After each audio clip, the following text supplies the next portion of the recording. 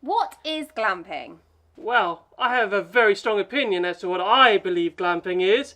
I know the viewers and a lot of other people have very strong opinions what they think is glamping. However, I think we should start with a dictionary.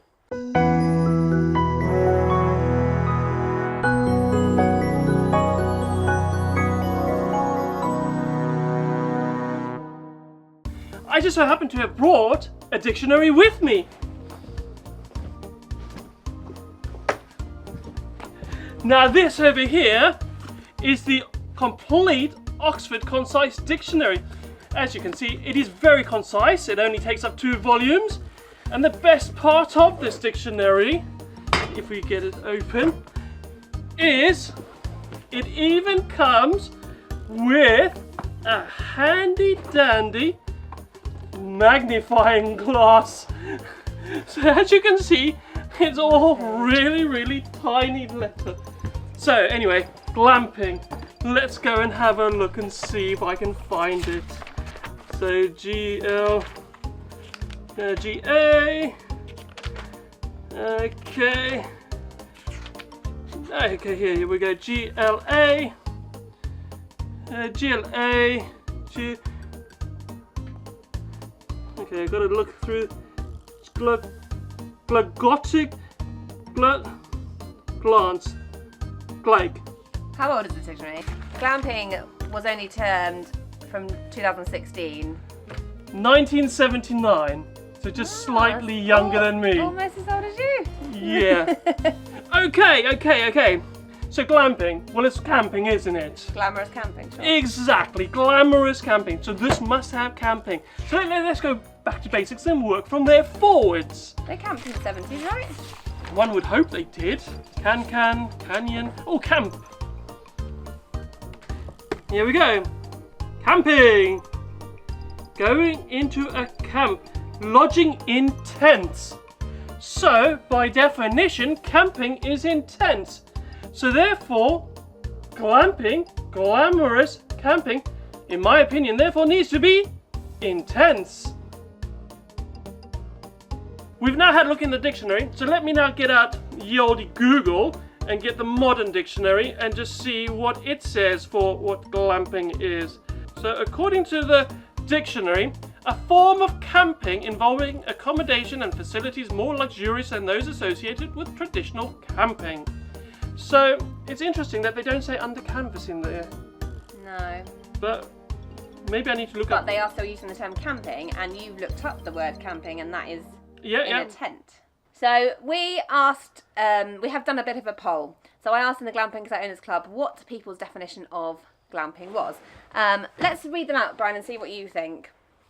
So the first one comes from Hayley, who is from La Ranch Camping, Glamping, of course.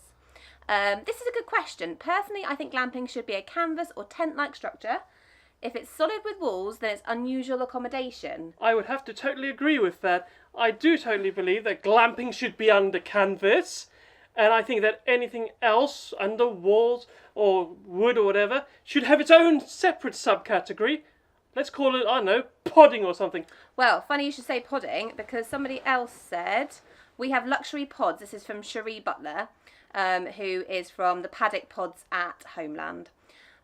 She said, we have luxury pods at our sides, and all through the planning stages and the purchasing of them, they've been classed as glamping pods.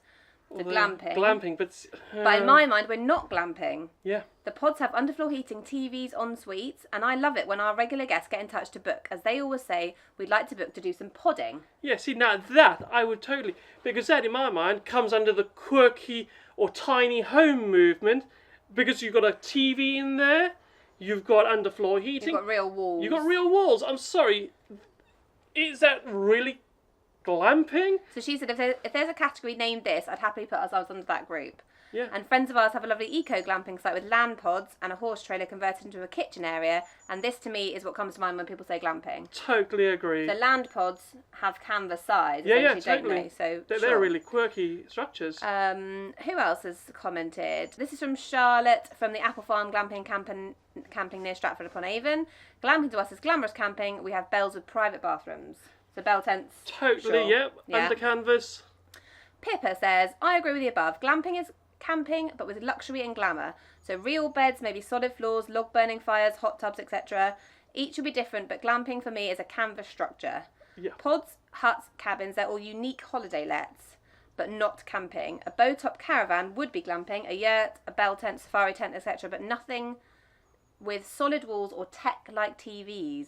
Yeah, I totally agree. However, I have seen domes that have a TV in them. Yeah, so that's where you start to blur the lines because True Domes even made their own TV stand. True, and for me, the whole idea of glamping is trying to get back to nature, to escape the modern trappings of society, and just get back to nature, back to almost basics, but without roughing it. You want to be camping, but on a proper bed, with a flushing toilet, with running hot water. Pause. Flushing toilet, though, because a lot of these sites have compost toilets. Do you feel like glamping has to have a flushing toilet? No, I think that's just adding the glamour into the glamping. Because I think you can still have glamping and you have beautiful places that have compost toilets because that's all their planning will allow. Yeah. But I think it's about the whole ethos of getting back to nature and being one with nature in the way that best suits you. Yeah. But I don't think that is in a house, because then you may as well go and stay in a holiday cottage in the middle of nowhere. Which is where you get the unique holiday let. Yeah, totally. Essentially. So Pippa's from Vegan Glamping. So that was an interesting conversation we had with her, actually, that she's gone down the vegan glamping route and is putting out structures and things that don't have any leather or skins or anything like that. So that is another take on a twist of how you could market your site differently. Very unique USP there. Yeah.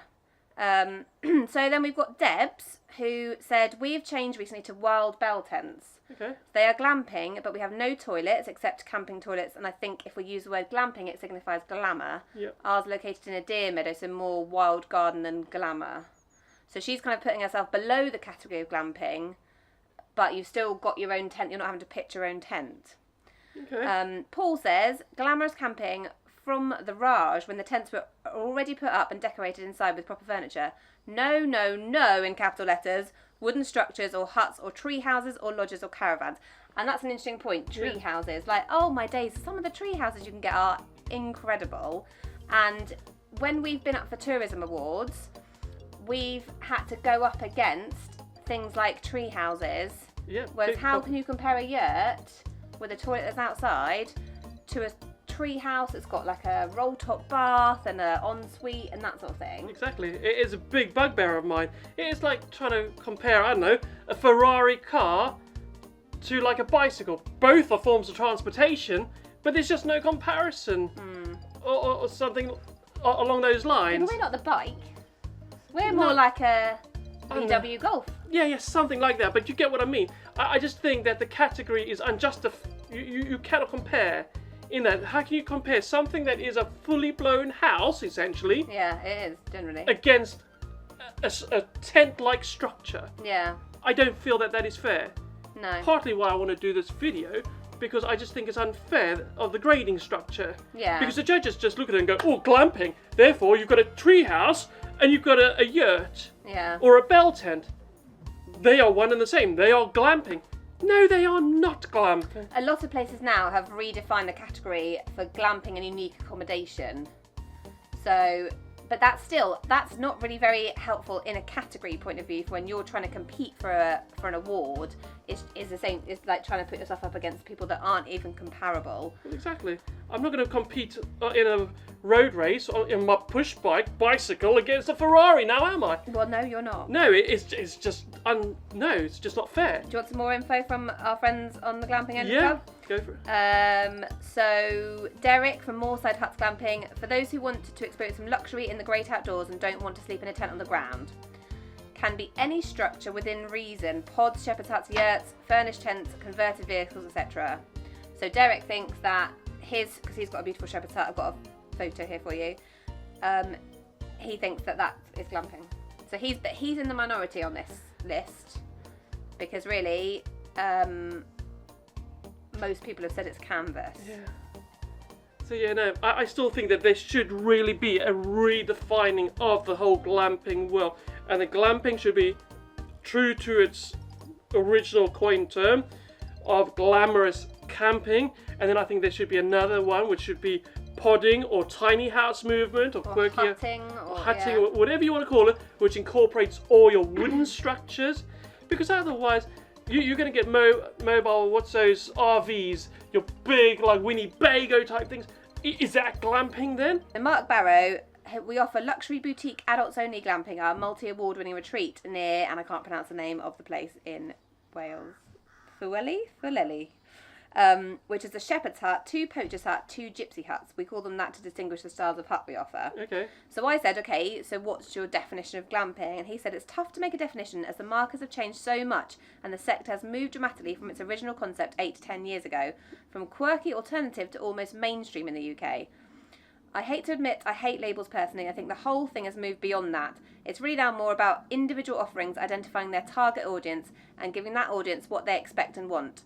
Expectations have risen a lot.